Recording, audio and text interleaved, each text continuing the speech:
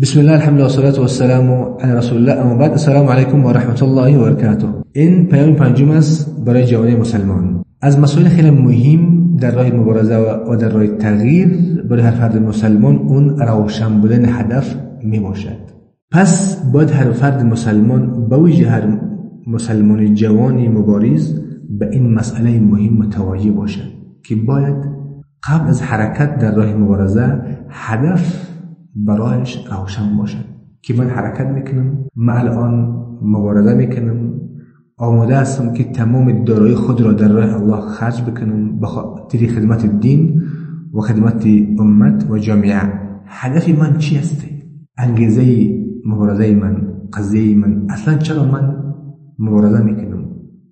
نهایت مبارزه من چی است؟ نقطه نهایی چی است؟ اصلا چرا ما مکلف به دفاع از دین هستیم؟ اصلا چرا ما خود را مکلف به دفاع از دین و آزادسازی سرزمین اسلام میدونیم؟ دشمن ما کی است؟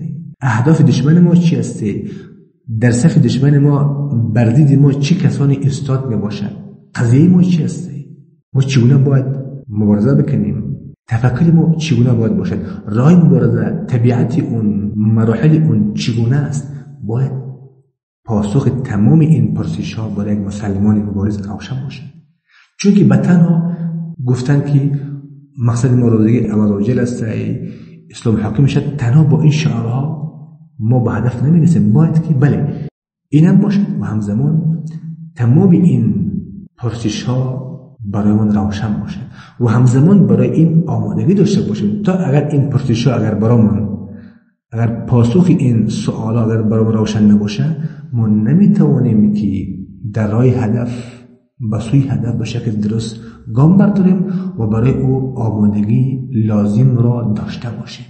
اگر یک جا، مثلا یک منطقه که شما میخواید به اوجا برید، اگر که مسافه اون، طبیعت اون اگر برایش روشن نباشه که چقدر مسافه است، مگر سفر بسی اون امکان دارد، خیلی دشوار است، خیلی مشکلی است. پس باید یک مسلمان به پیش از حرکت بسی هدف باید براش هدف روشن باشد. بله، هدفی مسلمانان تاجیکستان این است که اسلام در این سرزمین حاکم شود و فرهنگ اسلامی حاکم شود، چون که این سرزمین مسلمان است و ملک مسلمان است. باید که در این سرزمین دین مسلمان و فرهنگ مسلمان حاکم شود. این هدف است، اما هدف خیلی بزرگ است، راه دراز است، بار سنگین است. چرا؟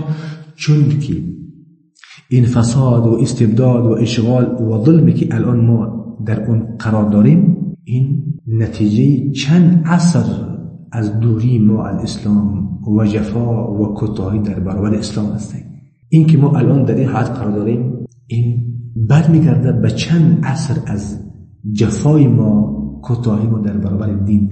پس نمیشود که مشکلات را که اون نتیجه چند عصر از دوری از دین است، او را در یک سال و حتی در 10 سال یا که در 2 دهه 3 دهه حل بکنیم، بلکه این به بسیار وقت نیاز دارد. مقصد ما این نیست که برادرها ناامید بشن یا کسی را ناامید بسازیم، بلکه مقصد ما این است که باید هدف را، طبیعت هدف را، مراحل هدف را خوب بشناسیم. چون که اگر نشناسیم، مثل داستانی ساختن تعمیر و سراسمگی میشد که یک نفر مثلا یک دیوار میزنه ترس، پیش از اینکه او خشک شد دیگر دیوار میزنه و دیگر تا اینکه تعمیر کامل میشه. فردا می آید که کاملا امو تعمیر ویران و ولنگار شده و حتی بعضی وقتا امو تعمیر بر بالای سر خودش میافته و خودش را از بین میبرد. شما توجه کنید، مسلمانان در وقت جنگ صلیبی بعد از 91 سال از مبارزه دوباره قدس شریف را از اشغال، از قبضه صلیبی آزاد کردن. بعد از 91 سال از مبارزه، امام‌الدین مبارزه کرده، بعد از او پسرش نورالدین، بعد صلاح الدین، و در زمان صلاح الدین ایوبی رحمهم الله جمیعا قدس بعد از 91 سال از مبارزه مسلمان ها آزاد شده. بازم صلیبی ها در جهان اسلام وجود داشتند و بعد از 200 سال از تخطیطات صلیبی ها سرزمین اسلام و آخرین پایگاه صلیبی ها در منطقه عکا در سرزمین فلسطین از اشغال آزاد شد. اینم در حالی بود که مسلمان‌ها خلافت داشتن، خلافت عباسی برقرار بود، در منطقه حکومتی قوی اسلامی وجود داشت. پس چی رسد به حالت ما و شما که الان امت اسلامی پراکنده است، حکومت اسلامی قوی وجود ندارد و امت در هر بخش وابسته به بیگانه ها است، در بخش اقتصادی، فکری، فرهنگی، نظامی، سیاسی و تا اخیر. پس در همین حالت نمیشه که مشکل را در یک شب روز، در یک سال، 2 سال یا حتی در 10 سال حل کنیم.